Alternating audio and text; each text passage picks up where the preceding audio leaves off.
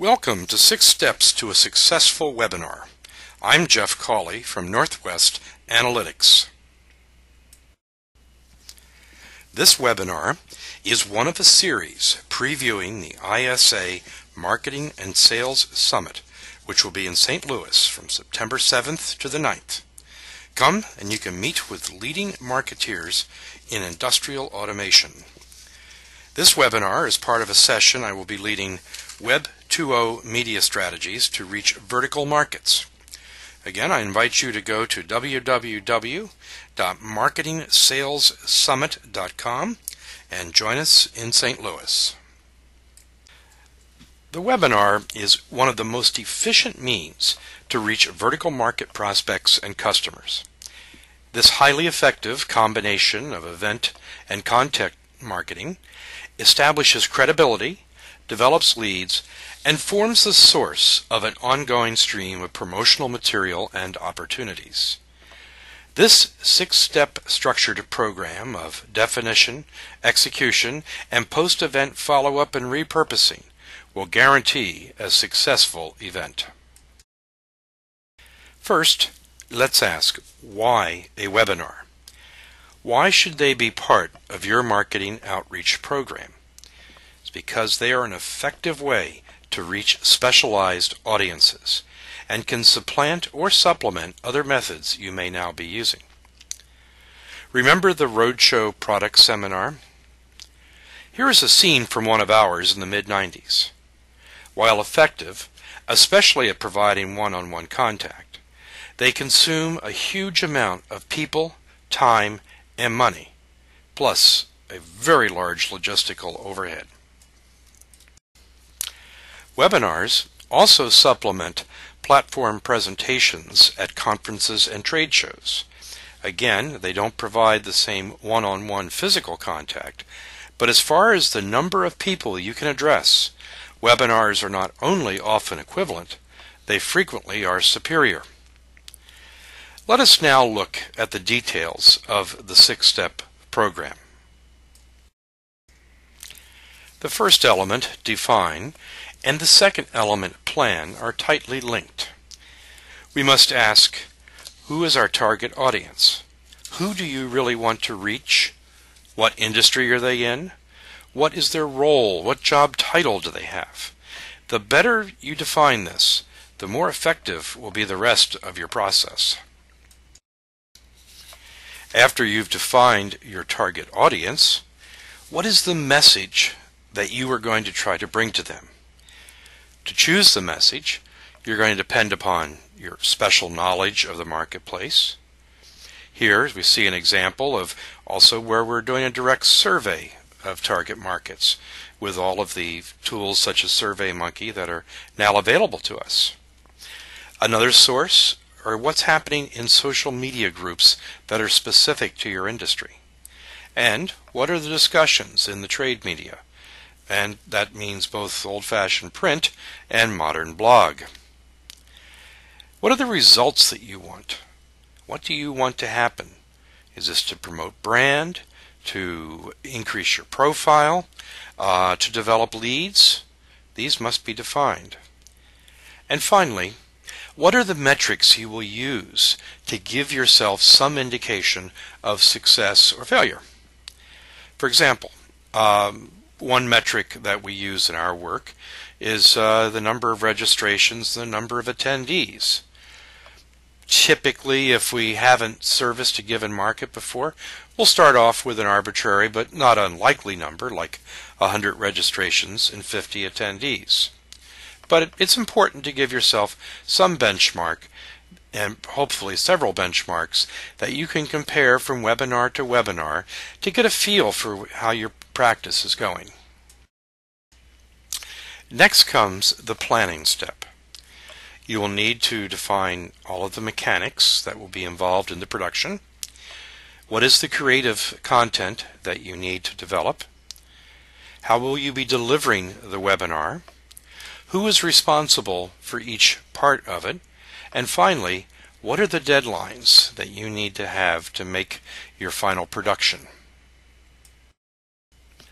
During your planning, you will want to organize and standardize the whole process for each of your steps. This will enable you to focus upon the creative and productive work that you have, while your structure helps take care of making sure everything happens properly.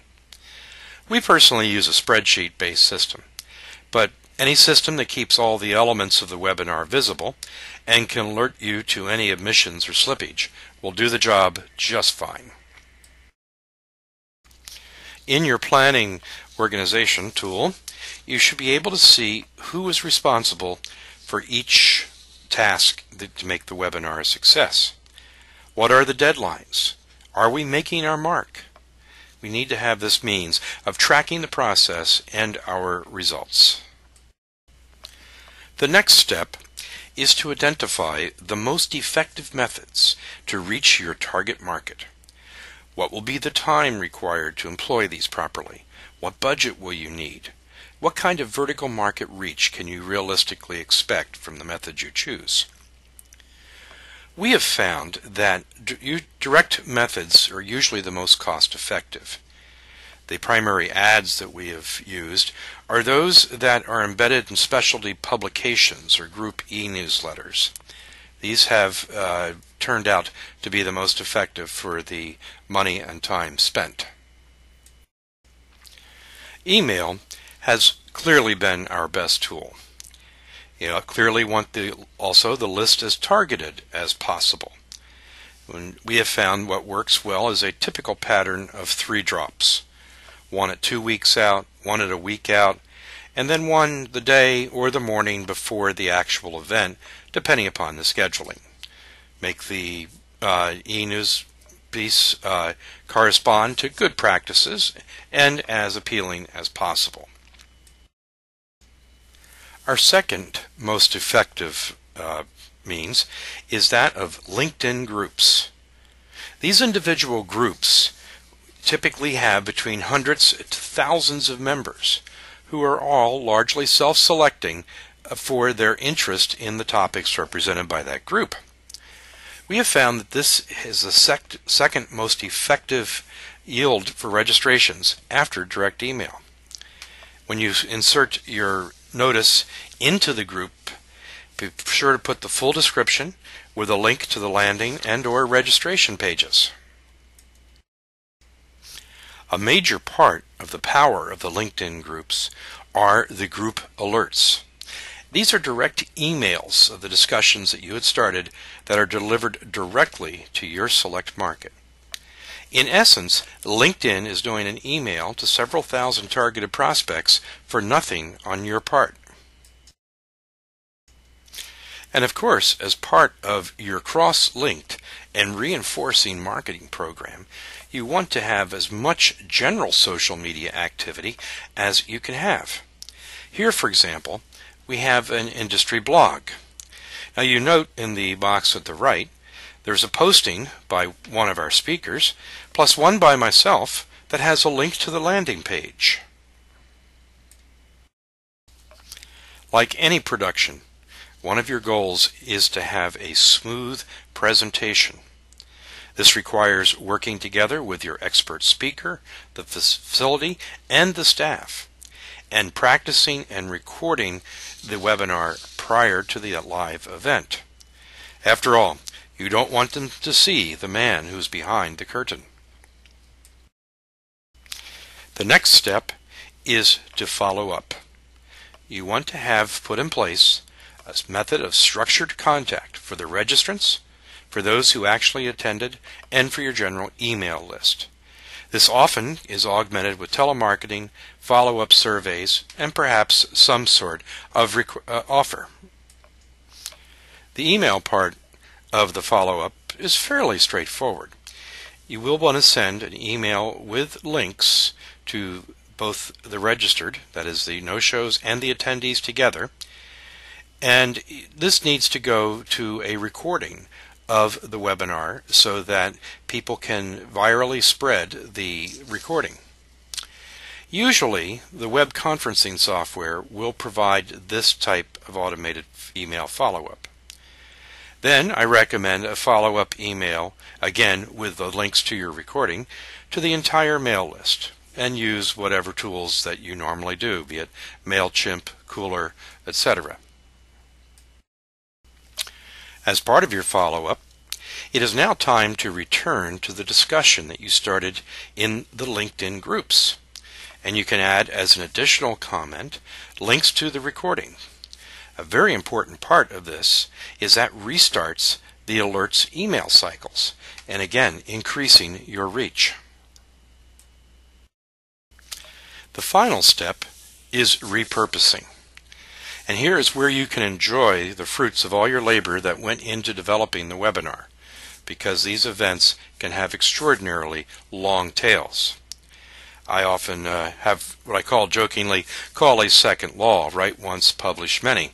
And certainly we can put together a follow-up repurposing program that is very, very rich in content and keeps that work working for us for a long time. This should be, for example, the source of excerpts to fuel ongoing social media streams. And that could be in blogs, tweets, posting in groups, etc.